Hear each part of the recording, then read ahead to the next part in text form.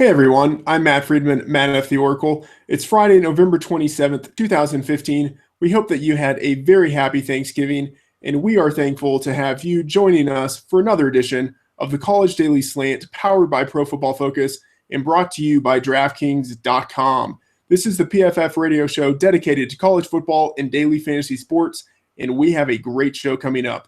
With me is Wes Hubert, the PFF Fantasy College Football lead writer. You can follow him on Twitter at PFF_Wes. Wes, how's it going?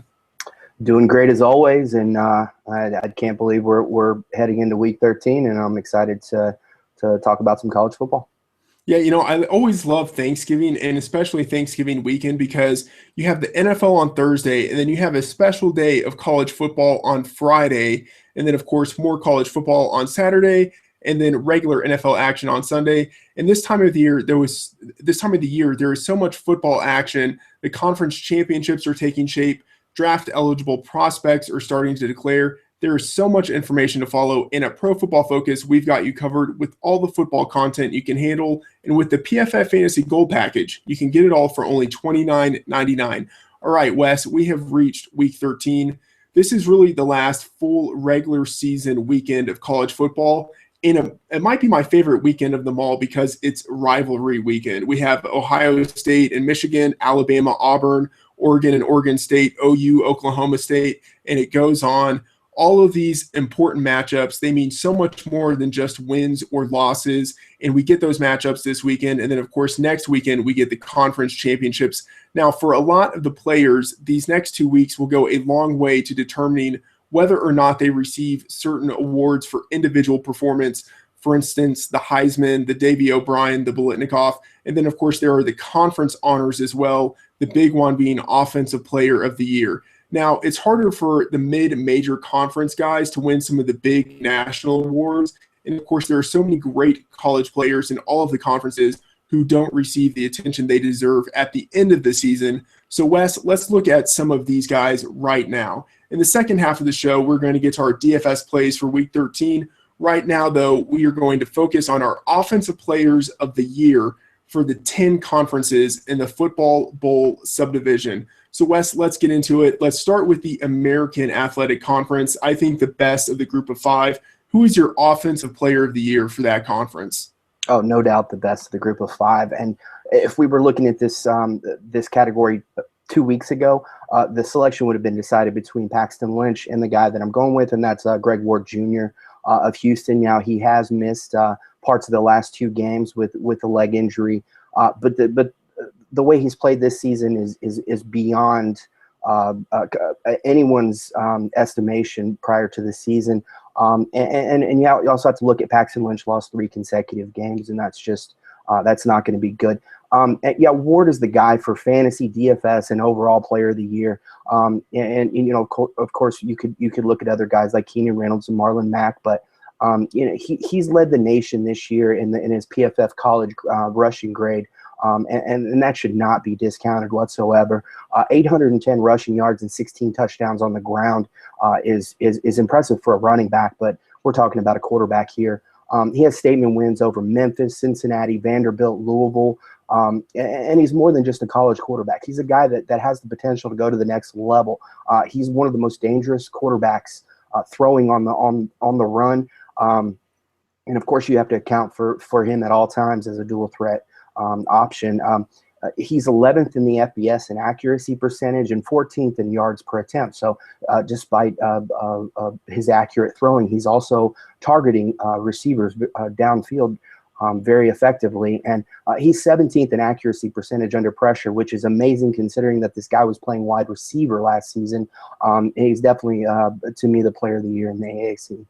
Yeah, I 100% agree with you, and I think he really combines the best parts of Keenan Reynolds with the best parts of Paxton Lynch. He's not the runner that Reynolds is, not the passer that Lynch is, but he's good enough at both of those things for what he needs to do in that offense, so I'm right there with you going with Ward. Now, transitioning to the Atlantic Coastal Conference, I think it's a 3-person race. You have quarterbacks Deshaun Watson from Clemson, and then Marquise Williams from North Carolina, and then, of course, running back Dalvin Cook from Florida State.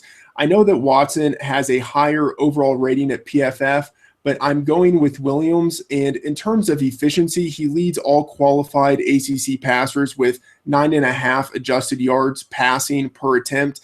He also leads the cohort as a runner with 733 yards, 10 touchdowns, and a 6.4 yards per carry average. And it's not as if Watson has an elite cast of receivers surrounding him, but wide receiver Artavis Scott and tight end Jordan Leggett are both better than what Williams has to work with at UNC. I think that Williams is essentially doing what Watson is doing, but with much less to work with around him. So I expect that Watson will win the award, but I think that Williams is deserving. Wes, what are your thoughts on the ACC? No doubt Williams would be deserving of that award. For me, the fantasy guy has been Dalvin Cook, no question. But in DFS, I really like what Jalen Samuels has done at tight end. It's been worth every penny that you paid for him with his ability to score touchdowns. But in pure college football, and like you said, the guy likely to win the award, I'm going with Deshaun Watson of Clemson, the top overall quarterback grade in the ACC and number 11 in the country. And he's led Clemson to an 11-0 record. He's got statement wins over Notre Dame and Florida State. And in addition to passing for nearly 3,000 yards and 26 touchdowns, he's run for 642 yards and 6 additional scores on the ground.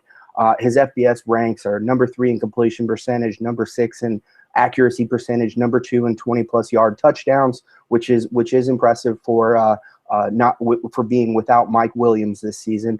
And he's got the fastest average time to throw release in the country with an increased efficiency in the pocket beyond 2.5 seconds. I'm going with Watson here, although like I said, Williams is very deserving with the season that he's had. All right, let's go to the Big 12. Who is your offensive player of the year in that conference?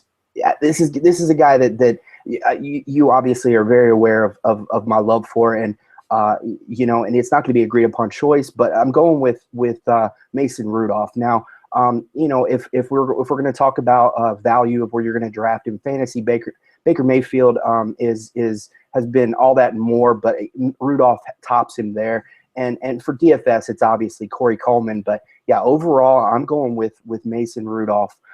He's led a team without a running game to a 10-1 record, and their replacement for the running game is basically an awkward goal line package of bringing a quarterback in that basically just throws his body into the meat grinder each and every red zone snap. In J.W. Walsh, he has a huge statement win where they almost doubled up on TCU. He has the top PFF college passing grade and 3rd overall in the nation. His FBS ranks of 4th in yards per attempt, 3rd in accuracy percentage on 20-plus yard targets, 2nd in 20-plus yard touchdowns, 5th in 20-plus yard yardage, and seventh in accuracy percentage under pressure. He's got the 15th quickest release. This is a guy that will enter the 2016 season as the number 1 or number 2 quarterback in the country. All right, and I definitely hear you there on Mason Rudolph, and there are a lot of other quarterbacks in that conference that would be, I think, deserving of the award. I'm going with Baylor wide receiver Corey Coleman because to me, he, I think, highlights or represents what the Big 12 is really about. In only 10 games, he leads the FBS with 20 touchdowns receiving. And even though he trails Josh Doxson in yards receiving in an identical number of games, he is actually outpacing him in terms of scrimmage yards, and that is because he contributes a little bit in the running game. So he has a little more versatility, which I think is a very kind of Big 12 trait. And then as it is, Coleman leads the FBS in yards receiving per game out of all wide receivers with the least 10 games played. And Coleman is only 5'11" and 190 pounds, but he's very fast.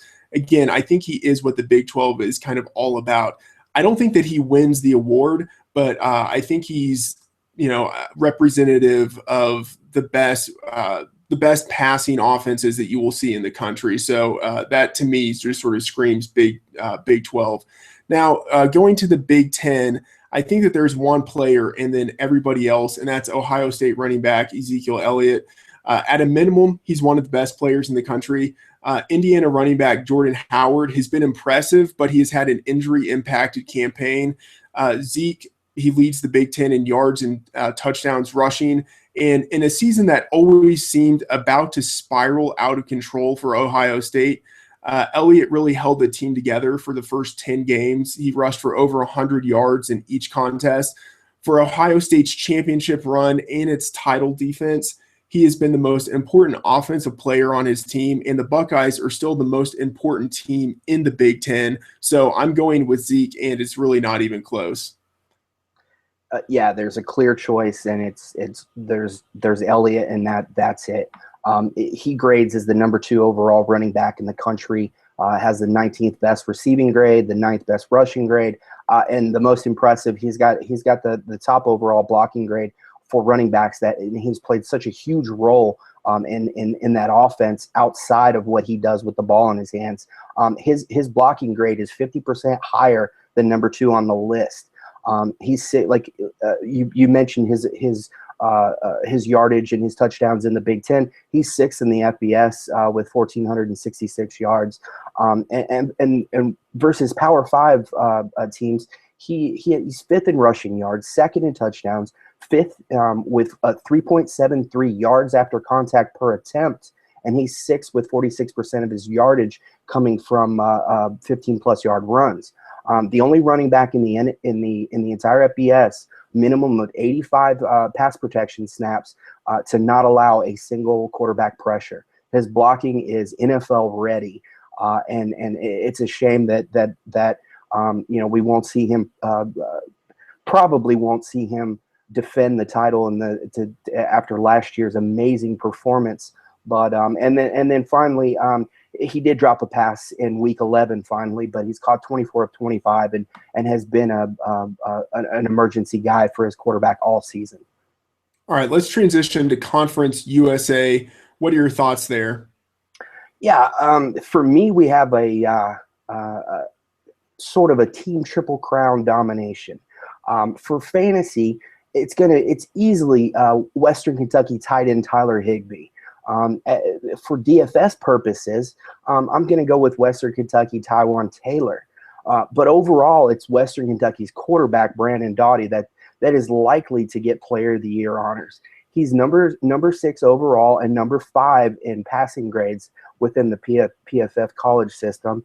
He has statement wins for a Conference USA team over Vanderbilt and Indiana.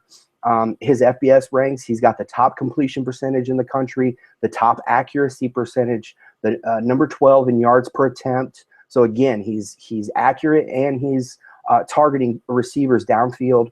He's number 8 in 20-plus yard touchdowns, number 4 in accuracy percentage under pressure, and the 16th fastest release. Watching this guy play, it's obvious that we have an NFL caliber quarterback that will play at the next level, and he's had an amazing season. I agree. He's my guy too. And I love that entire Western Kentucky offense. And he's really led that team to a 9-2 record only 2 years after they've transitioned from the Sun Belt to Conference USA. I think that Louisiana Tech running back Kenneth Dixon should be acknowledged. He's had a great career that he's concluding now, one of the best rushing careers in conference history, but he's missed a couple of games this year, and Doughty's numbers, as you mentioned, they simply cannot be ignored. He's the best offensive player on the conference's best offensive team. So moving to the Mid-American Conference, in the MAC, I'm going with what I think is something of an unconventional choice. So Bowling Green State senior quarterback Matt Johnson, he's had a fantastic season. He leads the FBS with 4,465 yards and 41 touchdowns passing. And on PFF, there's recently been an article in which Johnson was named one of the top 5 college football award snubs. And I'm going to continue to snub Johnson because I'm going with his teammate, and that is sophomore wide receiver Roger Lewis. Last year, as a freshman, Lewis led the team in receiving. This year, he leads all of the FBS with 1,401 yards receiving in 12 games, and he also has 14 touchdowns. He's one of the country's best wide receivers, and he's actually a draft eligible prospect, but almost no one is talking about him. And I think his importance to that offense cannot be overstated. He opens the field up a lot for other receivers to contribute. And in the end, I think Johnson will win the award. I think he deserves to win the award, but I think the wide receiver he's relied on the most this season has really gone overlooked. And Lewis is a guy who should be talked about more than he is. Wes, what are your thoughts on the MAC? Yeah, in that same argument, you could also throw Garrett Dieter in there. He's been a great addition with Lewis, and I mean it's really been the reason for the success of the Bowling Green team. For me, fantasy wise, yeah, it's Matt Johnson. In DFS, a dark horse is for me Jamari Bogan of Western Michigan, the running back. But overall, it's Matt Johnson. Yeah, the Bowling Green team has gone 9-3 this season, and they've already wrapped up the MAC East crown, 7-1 in the conference. He's number 2. Johnson is number 2 overall, and in his passing grade. Like you said, he's number 2 in passing yards in the country. He's number 1 in touchdowns, the number 16 quarterback in yards per attempt, number 7 in completion percentage, number 6 in accuracy percentage, number 1 in 20-plus yards, passing yards and touchdowns, 11th in accuracy percentage under pressure, and he has the 20th quickest release. If you watch this guy, he's also extremely tough. He takes a lot of big hits.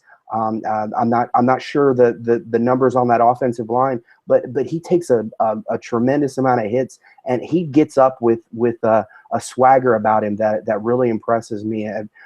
Johnson is a great quarterback that again, another guy that has the potential to go to the next level. All right, now let's go to the Pacific 12. Wes, who do you like in the pack? All right, we have a triple crown for a single player, and it's not even close. It's going to be Stanford running back, kick returner, Christian McCaffrey. He is the top guy for fantasy, DFS, and overall this season. He's got the top overall running back grade, the top running back receiving grade, the number 2 rushing grade, the top kickoff return grade. He's averaging 31.4 yards. He's second in the FBS with 1,541 yards, 6th with 414 receiving yards, tops in yards per route run for running backs versus Power 5 teams. He's first in rushing yards, 15th in touchdowns, 4th in broken tackles rushing, and 1st overall, including his receiving broken tackles. He needs 3,250 yards to break Barry Sanders' all-time yardage, all-purpose yardage record that has stood for 27 years. He currently sits at 2,828 yards. He's been averaging 257.1 yards a game. He has 2 games remaining against Notre Dame and in the Pac-12 championship. And at his current pace, that would put him at 3,342 yards and breaking Sanders' record. He will surpass Sanders in the championship title game if he averages 211 yards over his next 2 games. For me, McCaffrey is the 1A Heisman Trophy guy to Ohio State's Joey Bosa. And honestly, I think that Christian McCaffrey's overall game is well deserving of the trophy. All right, I hear you there. And there are also a slew of quarterbacks: Luke Falk, Cody Kessler, Jared Goff, Kevin Hogan. But I'm also with you. I'm going with Christian McCaffrey. And really, I think what is most important about his ability is that he's such a strong receiver out of the backfield that has enabled him to become the true centerpiece of Stanford's offense, and he's able to contribute no matter what the game situation is. I think that Oregon running back Royce Freeman deserves consideration. He's had a good year, and I think if not for the early season hiccups that Oregon experienced, Royce Freeman would be getting a lot more publicity than he is now. But I do value McCaffrey more because of his versatility and because he doesn't have the same offensive scheme benefits that Freeman does. Freeman benefits from being in an Oregon scheme. I don't think McCaffrey has similar benefits. So I like that call, and I agree with you. Now let's go to the Mountain West. The reality is that this is a running back conference. There's Donnell Pumphrey of San Diego State and Tyler Irvin of San Jose State. I'm going with Jeremy McNichols of Boise State. Even though he's missed a game, he has over 1,000 yards rushing, and he has a conference-leading 16 touchdowns as a rusher. And then more impressively, he leads the conference running backs as a receiver with 40 receptions, 324 yards, and 4 touchdowns. Now, McNichols is the most recent in a line of productive Boise State runners. You have Doug Martin and then Jay Ajayi. So maybe that could be held against him. Maybe people would think that the production has more to do with his system than with him. But I think that same point could also be made about Pumphrey, who's following in the footsteps of Ronnie Hillman and then Adam Muema, both of whom had significant production at San Diego State. So for me, in the end, McNichols' touchdowns and his receiving ability really carry the day. So, Wes, who do you like in the Mountain West? I totally agree. Jeremy McNichols is absolutely deserving. And for me, he would be the top fantasy guy in the conference. And DFS-wise, I'm going with Boise State wide receiver Thomas Spurbeck. But overall, my choice may be a little surprising. I'm going with Colorado State wide receiver Rashard Higgins. Now, despite the team ranking 67th in total defense, and taking passes from a redshirt sophomore with 25 career attempts, Higgins has led his team to a 6-5 record and a statement win over conference leader Air Force. He's PFF College's number 7 receiver grade-wise and 13th overall in the entire FBS. His FBS ranks, he's the sixth highest quarterback efficiency on targeted passes, and he's 3rd in yards per route run. He secured 65 of 67 targets this season, including all 8 of his 20-plus yard targets, and he's taken 3 of those to the house. After last year's season, where he had 96 receptions and 1,749 yards, he has seen a drop-off in his overall numbers, but his effectiveness and his the amount of attention that he receives in each game has not changed. For me, he has been the player of the year in the Mountain West. All right, now let's transition to the Sun Belt. We are in the home stretch here, and honestly, there's not a lot to like about the Sun Belt, but who do you like there? Exactly. It's easily the most difficult to select an option as all of the top statistical performers this season in the conference have played for average or worse teams. Overall, fantasy-wise, it's obviously New Mexico State running back Larry Rose III, excuse me. For DFS purposes, because Larry Rose has not been available much this season, it's Georgia Southern running back Matt Breida. And to be honest, he's a likely very close second to my choice. But the thing that I decided to go away with him is that he's 3-3 in conference play. His Georgia Southern is. So overall, I'm going with Arkansas State quarterback Freddie Knighton. Not the sexiest pick, clearly, but still a guy that has had a great season and has led his team to a great overall record. I mean, currently his team is 6-0 in Sun Belt play, and they have a big win over Appalachian State. 40-27. He's 37th with his rushing grade for quarterbacks and 57th overall. Like I said, not the sexiest, but he does have 15 touchdowns to only 5 interceptions. He's been the catalyst for the best team in the Sun Belt and clearly deserving of the award. Yeah, it's hard to argue with what you say. I mean, really, just as a whole, this conference is so lackluster in the passing game arena, and I don't see a quarterback with only 15 touchdowns getting the award, but it is entirely possible. I think it will be a running back, and it's hard to choose a guy from a team without a winning record. So I am going with Breida. He's extremely limited as a receiver. He has only 3 receptions for 6 yards on the season, but he has 1,300 yards rushing and a conference-leading 14 touchdowns rushing. Georgia Southern is 7-3, and they still have some games left in conference play to improve their record. Of the top running backs in the conference, he's really the only one with a winning record. So at the same time, he hasn't been impressive in tougher matchups. As you mentioned, it's really hard to find someone that you feel confident about as the player of the year for this conference. Really, you're kind of going with limited realistic options. All right, last conference, the Southeastern Conference, the best conference in football. There are a lot of great players in the SEC, but for me, there's really only one option. I'm going with Alabama running back Derrick Henry. I think he has a good chance of winning the Heisman, whether or not that's deserved. He trails LSU's Leonard Fournette in yardage, but he actually leads the FBS with 21 touchdowns rushing.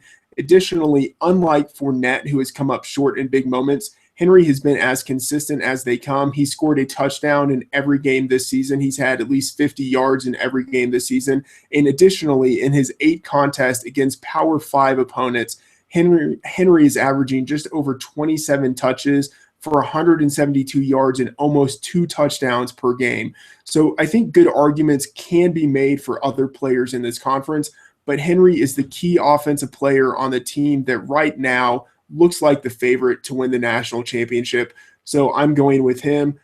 Wes, what do you think in the SEC? I completely agree. Fantasy, it's Derrick Henry. DFS, a dark horse here, Arkansas quarterback Brandon Allen. And overall, it's definitely Derrick Henry. The way LSU's played over the last several weeks is completely taken Fournette out of Player of the Year and Heisman consideration. Henry has been an amazing athlete ever since he stepped on the field for Alabama. In addition to the yardage and touchdowns that you mentioned, he's 5th in yards per carry, and he's number 2 in missed tackles rushing on the season, 12th in elusive rating, and 42% of his total yardage comes from 15-plus yard runs, which is very impressive for a guy of his size who has NFL speed.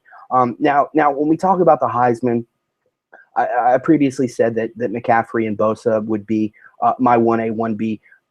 He would come in a close third, but his minimal role in the passing game and his struggles in pass protection drop him to 3rd in my Heisman ranks.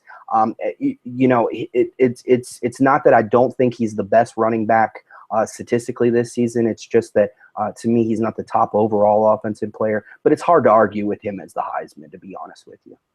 All right, Wes, fantastic conversation. And one thing is for sure, it will be fun one day watching a lot of these guys play on Sundays. And it will also, I'm sure, be lots of fun to use them in your DFS lineups when you play 1 week fantasy football at DraftKings.com, where it already feels like the playoffs. With millions of dollars being won each week, every play in every game could take you closer to a life-changing payday. This isn't fantasy as usual. This is DraftKings. Welcome to the big time. Hurry to DraftKings.com now and use promo code PFF. With your first deposit, you can play for free in this Sunday's $1 million fantasy football contest. First place takes home $100,000. Enter PFF for a free entry now at DraftKings.com. That is DraftKings.com. All right, Wes, let's get to our DFS plays for the week, and let's start at the quarterback position. Who do you like there? All right, I'm going back to the same guy I had last week. Chad Kelly of Ole Miss, quarterback, is clearly a top option on the DraftKings slate. He comes in at $6,900 after having only gone up $100 from last week after he posted 39 DraftKings points against LSU. He's averaged 50 points per game over his last 2. His play within the SEC, the tough SEC schedule, has basically elevated him to matchup-proof status. This week, he goes up against Mississippi State, who has a great defense, but has had some difficulty in slowing top offenses. Mississippi State and Ole Miss have a 63.5 over/under. Mississippi State is predicted to win the Egg Bowl by a single point, which will basically lead to back-and-forth scoring. And the entire offense is built around showcasing Kelly's arm. And with Laquan Treadwell, an elite receiver, and no less than 3 other guys that he can target with great confidence, he makes for a great play. Very difficult quarterback to stop, and he also is very efficient at using his legs to gain rushing yardage. That's my play this week at quarterback.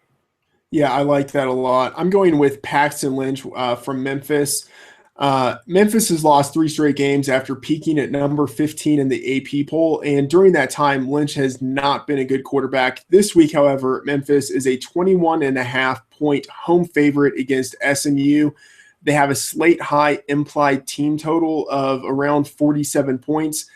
SMU allows around 44 points to opponents, which is the third highest total in the FBS. So this is just set up for the Tigers to do their thing. And in Memphis's 7 wins against FBS teams, the Tigers have averaged 45.7 points scored, and Lynch has averaged 375 yards passing, 20 yards rushing, and almost three total touchdowns per game. In all 7 of those games, Lynch threw for more than 300 yards. I think he has an excellent chance of hitting that again on DraftKings. He could get that 300 bonus for you by getting that many yards. I think he has a good chance of really being the slate's top performing quarterback this week. Now let's go to the running back position. Wes, who do you like? Going back to the well again. Last week I went with Arizona State running back Kalen Ballage. I'm doing the same thing this week. He's a DraftKings exclusive at $5,100. Excuse me. He's going up against California in the Ultimatum Bowl, in the final game of the season. He's an obvious guy because last week Demario Richard injured his ankle in the fourth quarter against Arizona, and it is very iffy to play this week against California. California has the 107th ranked run defense in the country. They're allowing 204.6 yards per game, nearly 2 touchdowns, and 4.89 yards per carry. Ballage has averaged 101 yards per game, 8.2 per attempt, and 1 touchdown, and a full yard more per attempt than Richard over the last 5 weeks. A 68.5 over/under will offer plenty of time for Ballage to exceed his $5,100 salary in a game the Sun Devils could very definitely win, and he'll receive a very large number of the carries. All right, I'm going with Elijah Hood from North Carolina. I think Hood is fairly priced in terms of his seasonal output, but on top of that, he has a very good matchup this week. UNC is a 6-point favorite on the road over NC State. They have the slate's 4th highest implied team total with around 35 points. Hood should get positive game script against North Carolina State. He should get a lot of carries this game. And most importantly, Hood has been one of the most consistent running backs this year. He has either a touchdown or 100 scrimmage yards in all 9 of UNC's games against FBS opponents. And North Carolina, in their 8 victories against FBS teams, Hood is averaging 16 carries, over 100 yards, and a touchdown and a half per game. So I think he has a good chance of having, again, 100 yards rushing and scoring 1 touchdown, maybe 2 touchdowns. All right, Wes, let's go to the wide receiver position. Who do you like there this week? All right, at wide receiver, going with another DraftKings exclusive and East Carolina wide receiver, Isaiah Jones. He comes in at $6,300, and he's going up against Cincinnati. He saw the most targets in Week 12 with 17, and that is likely the result of the Pirates switching course at quarterback from a timeshare and going exclusively with Blake Kemp. It basically skyrockets Jones' value. And for the season, Jones, just to give you an idea of how effective he's been, he's seen the 17th most targets in the country, but he's caught the 5th most passes this season. His skills are perfectly suited to DraftKings PPR scoring, and obviously a great play this week going up against a team that likes to play very up-tempo in Cincinnati, and will give the Pirates plenty of opportunity to do the same thing. He'll see at least 10 targets, and with his ability to catch the ball, that's going to equate to a lot of points on DraftKings. All right, I like that. I'm going with Calvin Ridley, available on both sites. Since becoming Alabama's lead wide receiver in the 4th week of the season when Robert Foster was injured in Week 3, Ridley has produced like one of the slate's top 8 receivers. Alabama is a 14-point road favorite over in-state rival Auburn. They have an implied team total of over 30 points, Ridley should have sufficient opportunity to produce throughout the game. And with his low salary, he doesn't really even need to have a big game to return value. In his 6 SEC contests as the lead receiver, he has averaged 6.7 receptions per game for 87.3 yards and a half touchdown. And in each of those 6 games, he has either scored a touchdown or caught at least 7 receptions for 50 yards. And in 4 of those 6 games, he has at least 75 yards receiving. I think he has a very good chance this week of finishing with around 6 receptions, 70 yards, and a touchdown, and that easily gives him value on both platforms. Now, let's go to the tight end position and looking at it kind of specifically on FanDuel. Wes, who do you like there? Yeah, I love the play of Ridley. He's going to be a great wide receiver for the rest of his career. At tight end, I'm going with a guy that I've obviously showed a lot of man love for, and that's Virginia Tech tight end Bucky Hodges.